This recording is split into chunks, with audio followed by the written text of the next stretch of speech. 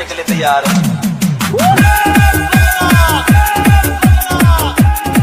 DJ पवन राजा, DJ पवन राजा।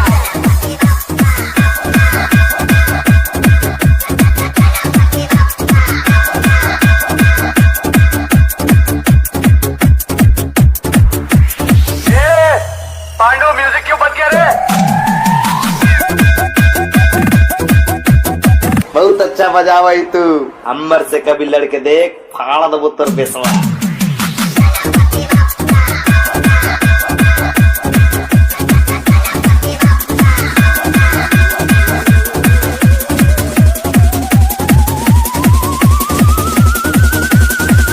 साल से champion हूँ मैं, साला मेरे से लड़ेगा तो